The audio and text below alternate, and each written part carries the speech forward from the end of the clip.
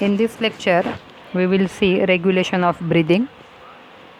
Till last lectures, we have studied the steps in breathing process or respiration process. That is, first one was breathing, then external respiration, then internal respiration, and last one was the cellular respiration. Regulation of breathing is under control of nervous and chemical control. That means the process is dual control. Dual म्हणजे दोन organs याला control करायलेत. एक आहे nervous system, दुसरं आहे chemical control. In adult respiration rate is 12 to 18 times per minute, and in newborn the respiration rate is quite higher. It is 44 times breathing per minute. Normal breathing is an involuntary process. Involuntary म्हणजे that is not control of our willpower. The process is continuously going till our death. The respiratory centers are present in pons and medulla. There are two respiratory centers. One is present in pons, whereas second one is present in medulla. Pons and medulla, these are the parts of brain or hindbrain. The functions of respiratory center is it maintains steady rate and steady depth of respiration. आता steady rate म्हणजे काय? दिवसभरात जे काही respiration होईल त्याचा rate हा constant maintain केला जातो. असं होत नाही की एका मिनिटाला 12 वेळा रेस्पिरेशन झालं तर दुसऱ्या मिनिटाला 20 ते 22 वेळा. द रेट इज स्टेडी, एकसारखा राहतो. Respiration centre are divided into 3 groups. हे जे दोन ठिकाणी असणारे सेंटर्स आहेत ते 3 ग्रुपमध्ये डिवाइड केलेले आहेत. One is dorsal group of neuron, ventrolateral group of neuron, and third one is pneumatic center. Dorsal group of neuron is present in medulla and it is mainly inspiratory center. The ventrolateral group of neuron is also present in medulla and it is inspiratory and expiratory center. Third one is the pneumatic center, that is also present in pons. Apneustic center is also present in medulla and that is antagonistic to the pneumatic center. Antagonistic म्हणजे acting in opposite direction. pneumatic center च्या opposite direction मध्ये काम करणारा. Apneustic center also controls non-rapid eye movements, sleep and wakefulness. आता बघा, हा जो part आहे हा आपण न्यूरल पार्ट बघितला तर केमिकल कंट्रोलमध्ये काय होत असते? कार्बन डायऑक्साईड किंवा oxygen percentage in the blood हे रिसेप्टार्स डिटेक्ट करत असतात, तपासत असतात. आणि जेव्हा शरीरामध्ये कार्बन डायऑक्साईडचं प्रमाण जास्त व्हायलं आहे म्हणजेच ऑक्सिजनचं प्रमाण त्या ठिकाणी कमी आहे, मग अशा वेळेस बॉडी काय करत असते? फोर्सफुल एक्सपायरेशन करत असते जेणेकरून तो ऑक्सिजन बाहेर टाकला जावा. आणि या उलट जर कंडिशन आहे, ऑक्सिजनचं प्रमाण जास्त आहे, that means the process is going in the normal condition. Look at the figure. In the figure there is pons and medullary part. These are the parts of brain. There are two centers which are breathing control centers. These two centers are supplying the nerves to the intercostal muscles and diaphragm. We know that intercostal muscles and diaphragm are the very important muscles for the process of respiration. And on the right side there is heart, and in heart there are O2 sensors present in the artery. O2 sensors हे काय काम करत असतात? ब्लडमधलं ऑक्सिजनचं प्रमाण detect करत असतात. ऑक्सिजनचं प्रमाण जास्त आहे तर प्रोसेस नॉर्मली चालू आहे, परंतु जर ऑक्सिजनचं प्रमाण कमी होत असेल म्हणजेच कार्बन डायऑक्साईडचं जर प्रमाण वाढत असेल तर त्यामुळे सुद्धा रेस्पिरेटरी सेंटर्स हे ॲक्टिवेट होतात आणि एक्सपायरेशनची प्रोसेस ही फोर्सफुली करून तयार झालेला कार्बन डायऑक्साईड हा शरीराच्या बाहेर फेकण्याचं काम करतात.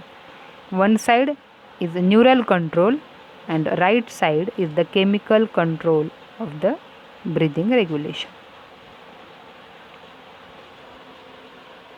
Now what is the process? ही प्रोसेस कशी होते?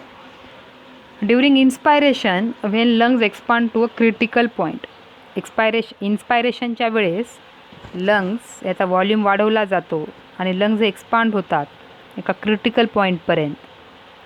And due to that the stretch receptors are stimulated.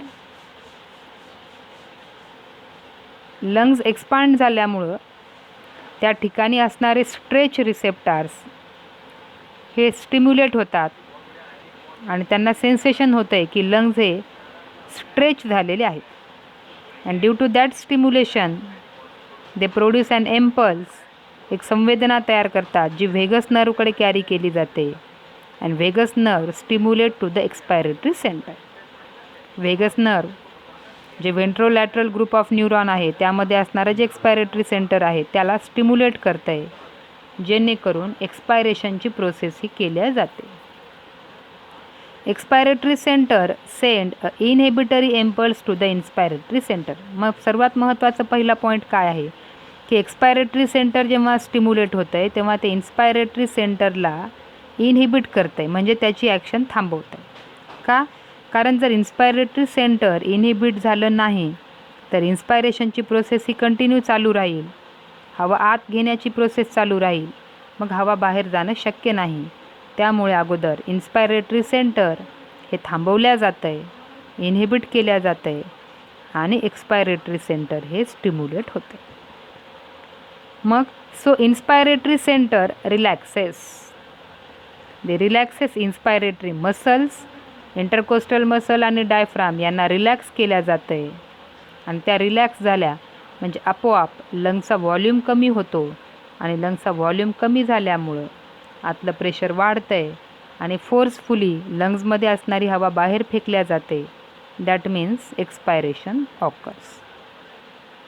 During expiration the air leaves the lungs. हवा ही बाहेर पडणार.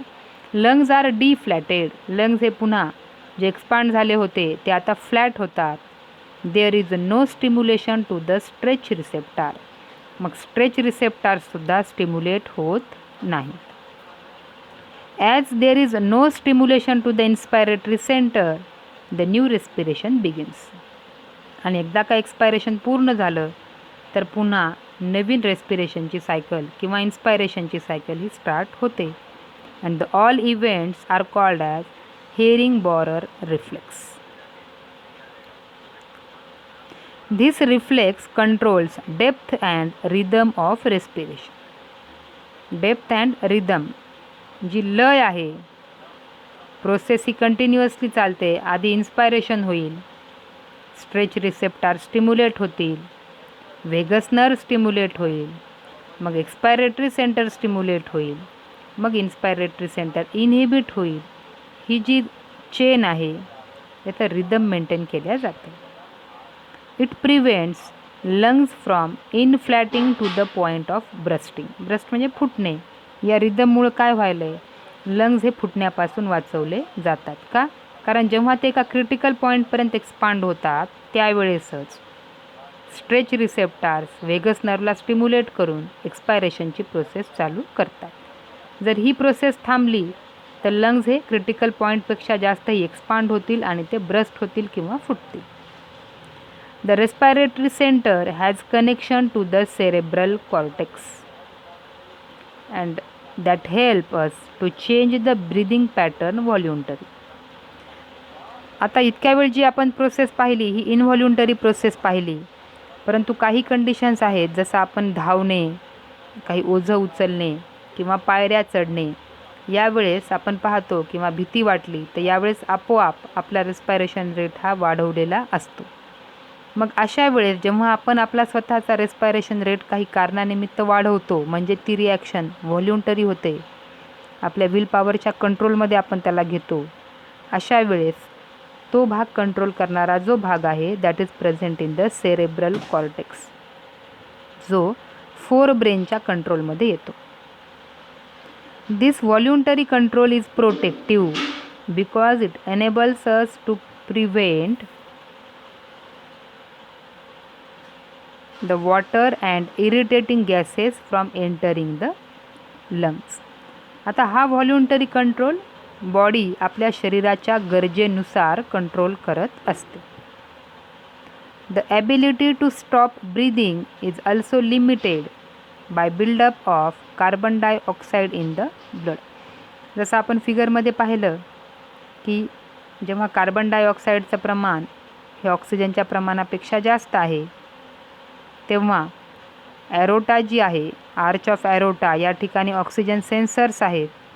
ते सेन्सर्स डिटेक्ट करतात की ब्लडमध्ये ऑक्सिजनचं प्रमाण कमी आहे आणि कार्बन डायऑक्साईडचं प्रमाण जास्त आहे, म्हणजेच या ठिकाणी एक्सपायरेशनची आवश्यकता आहे.